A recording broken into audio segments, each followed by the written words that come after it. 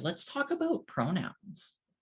Yes. So you probably know, and I don't know if this makes it into the recording, but at the bottom of my picture it says Katie, she, or they. So my pronouns are she, her, or they, them. That means that if a person is referring to me, they can say Katie went to the washroom, she'll be right back. Or Katie went to the washroom, they've been in there forever, right? You can use it either way. And for me, I don't mind. I like either. So if you go back a little bit, or if you're new to this whole idea, you may have heard of the concept of preferred, excuse me. You may have heard of this concept of preferred pronouns. And for the most part, there's no such thing as preferred pronouns. There's just your pronouns, right?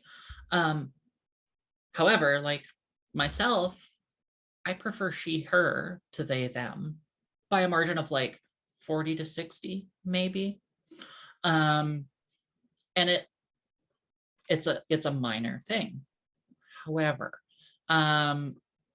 yeah, I think when you look at, the introduction of gender neutral pronouns back into our society, because they've been there forever, right? They have been used on and off throughout the centuries, and they, them was used as far back that we know of as Shakespeare.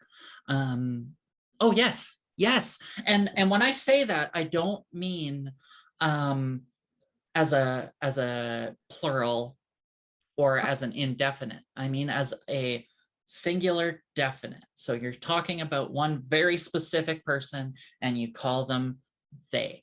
That goes back further back than a lot of other pronouns do. And I believe, if I'm not mistaken, Shakespeare's usage of the singular they was actually predates plural they. So yeah, when you look at the grammatical history of it, it's all there. But even if it wasn't, it doesn't really matter, because at the end of the day, we're just talking about ways that people want to interact and interface with each other. Right? So I feel like I ran out of words. So you want to prompt me?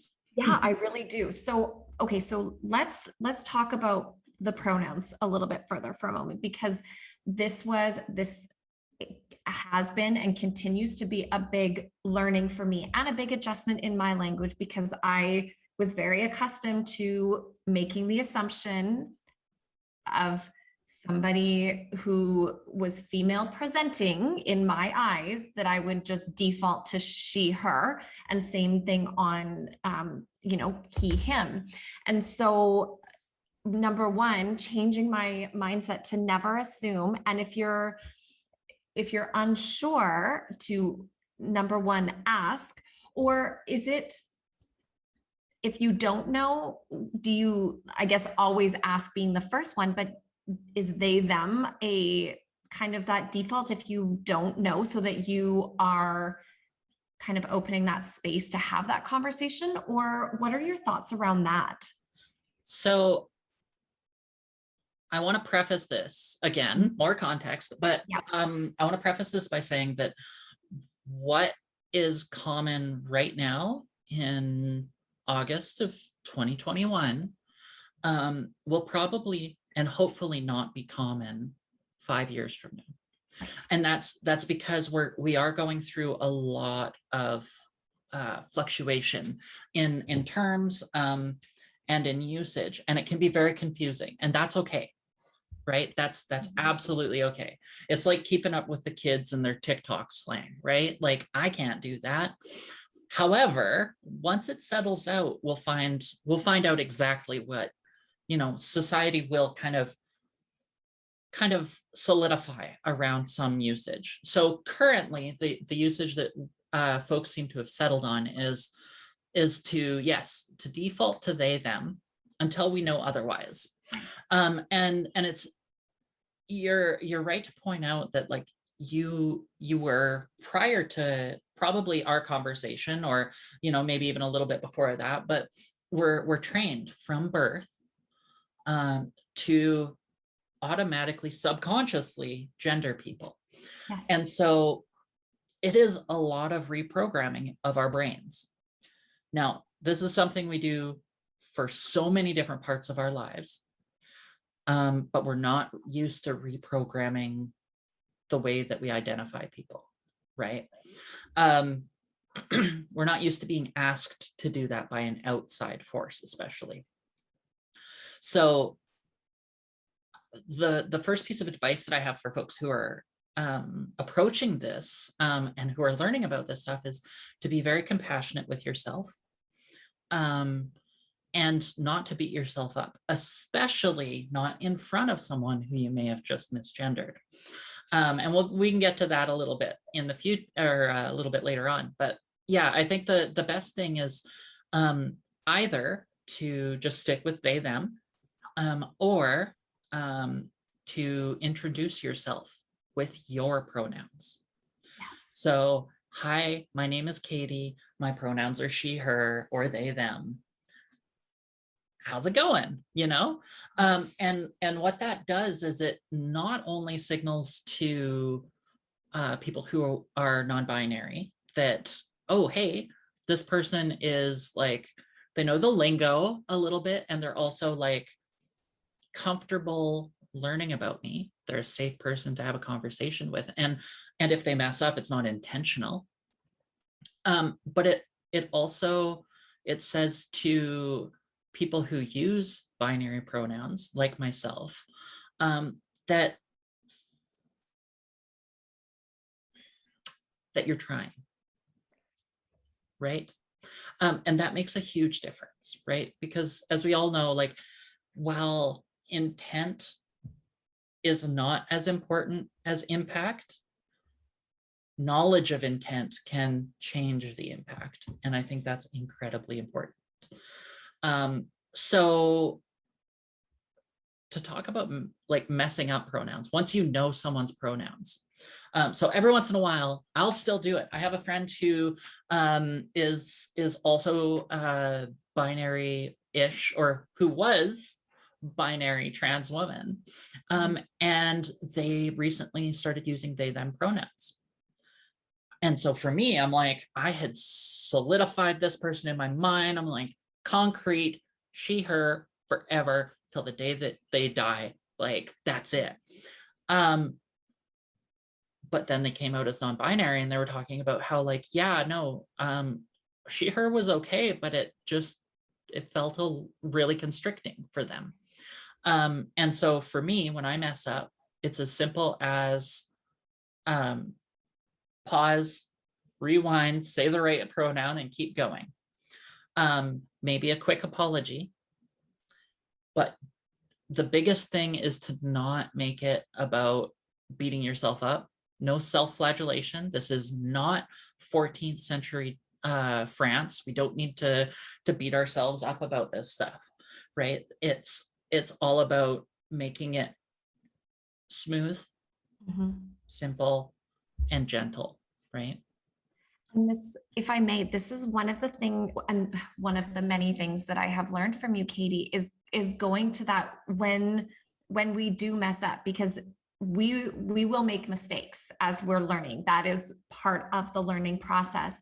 But can you go into a little bit more about that, you know, not making it about me and how horrible I feel that I've done this, and because that was another really big learning for me, that I never thought about the impact that would have on the other person. So I'd love for you to share a little bit more about that too. Yeah. So I want to try an example. Okay.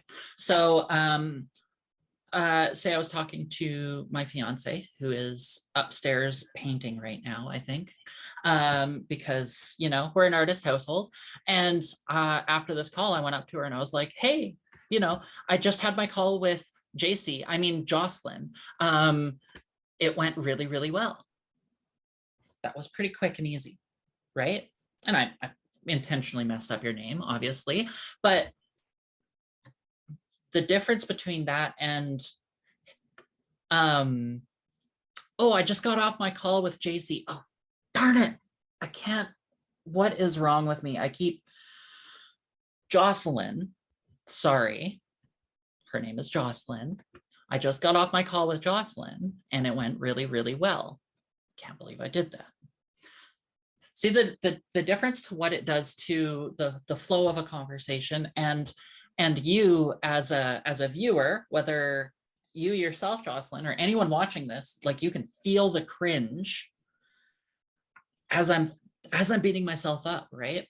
And so for myself as a trans person who is occasionally misgendered, or dead named, where we call it dead naming because it is a name that we would like buried, most of us, also known as our birth name or our old name.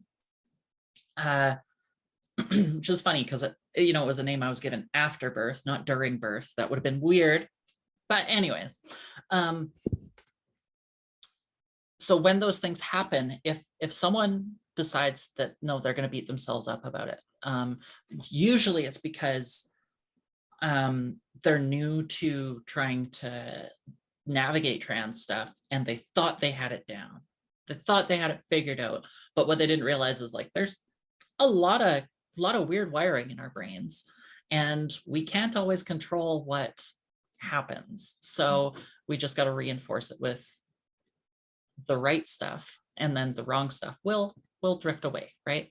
But if someone starts beating themselves up in front of me, then I have to worry about their feelings. And I've just been hurt.